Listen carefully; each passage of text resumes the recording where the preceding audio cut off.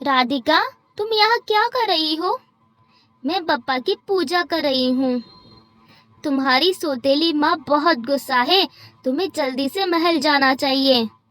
नहीं, मैं बप्पा की पूजा किए बगैर नहीं जाऊंगी। ठीक है, तुम्हारी मर्जी। अगर तुम्हें डांट खानी है तो खाओ, मैं तो जा रही हूँ।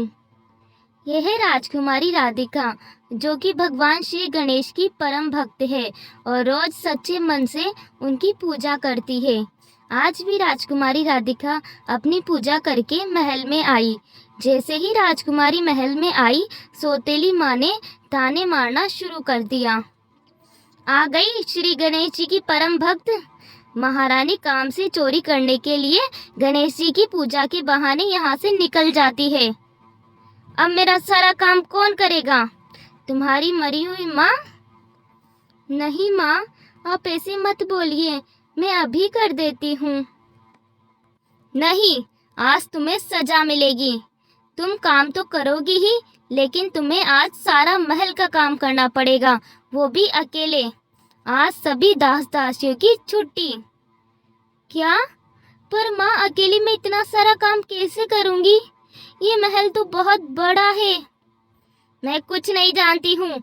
आज तुम्हें ये सारा काम करना होगा, वरना तुम्हारा कल से गणेश मंदिर जाना बंद। क्या?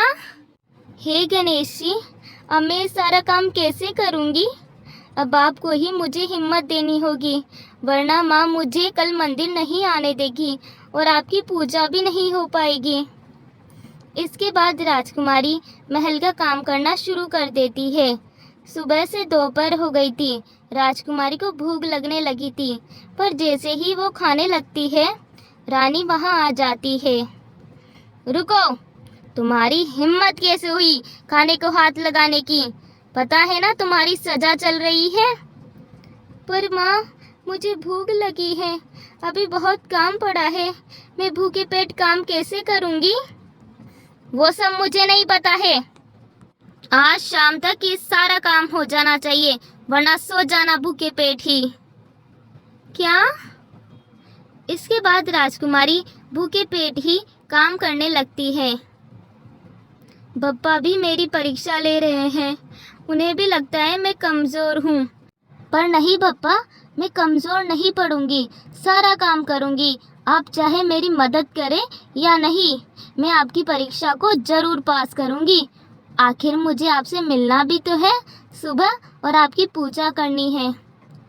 राजकुमारी पूरी हिम्मत के साथ काम करती है, पर जैसे जैसे वो काम करती है, उसकी क्षमता खत्म होती जाती है, जिसके कारण काम पूरा होने से पहले ही वो बेहोश हो जाती है और जब उठती है तो अपने आप को कमरे में पाती है। हे बप्पा, अब मैं क्या करूँगी? मैंने तो काम पूरा किया ही नहीं था।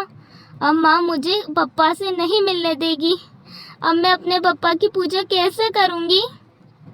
राजकुमारी उठकर बाहर आती है, पर जैसे ही वो बाहर आती है, देखती है सारा काम हो चुका था और सौतेली माँ क्रोधित होकर उसकी तरफ ही आ रही थी। काम को पूरा हुआ देखकर राजकुमारी समझ गई थी कि बप्पा ने ही उसकी मदद की है। ए महारानी, चल बता, तूने किससे मदद ली है? तू तो इतना सारा काम अकेले नहीं कर सकती है। चल बता, किससे सहायता ली है?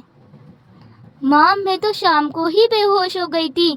गणपति जी आए थे और उन्होंने ही मेरी मदद की। क्या? अब इस महारानी के लिए गणपति जी आएंगे और इसकी मदद करेंगे।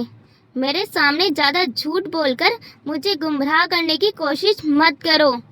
जल्दी बताओ, तुमने ये सब मदद किससे ली है? माँ, मैं सच कह रही हूँ, मैंने किसी से भी मदद नहीं ली है। मैं तो शाम को ही काम करते हुए बेहोश हो गई थी और फिर सुबह उठकर देखा तो ये सारा काम हो रखा था। तो फिर ये सब तो गणपति जी ने ही किया होगा ना? ओह, अगर ऐसा है ना, तो मैं आज तुम्हें आग में बिठा देती हूँ। देखिए, मैं भी देखती हूँ कौन से गणेश जी तेरी मदद करते हैं। क्या? नहीं माँ, आप ऐसा मत करिए। वो भगवान है, वो हमारी परीक्षा ले सकते हैं, पर हम इंसान में इतनी हिम्मत नहीं कि हम उनकी परीक्षा ले सकें। मेरे सामने ज़्यादा बहाने मत मार। इसके बाद रानी राजकुमारी की एक नहीं सुनती है और राजकुमारी को आग में बैठा देती है और राजकुमारी को आग लगाने लगती है और राजकुमारी को आग लगा देती है। आग जोरों से बढ़ने लगती है, पर अंदर बैठी राजकुमारी निडर होकर भगवान गणेश से सहायता मांगने लगती है। हे प्रभु मदद करिए, हे प्रभु मदद करिए। जैसे जैसे आग बढ़ती है, रानी की खुशी भी बढ़ती जाती है। आज गणपति जी तो इसको बचाने नहीं आने वाले हैं और मुझे इस मुसीबत से भी छुटकारा मिल जाएगा। रानी इतना सोच ही रही होती है कि अचानक जोरों की बारिश होने लगती है और इतनी तेज बारिश होती है कि वो आग को तो बुझा ही देती है, साथ में रानी को भी अपने साथ बहा ले जाती है और उसे यह यकीन हो जाता है कि उसने गलत किया है और गणपति जी ने ही उसे यह सजा दी है। वहीं दूसरी ओर राजकुमारी लकड़ियों के ऊपर सुरक्षित बैठी थी।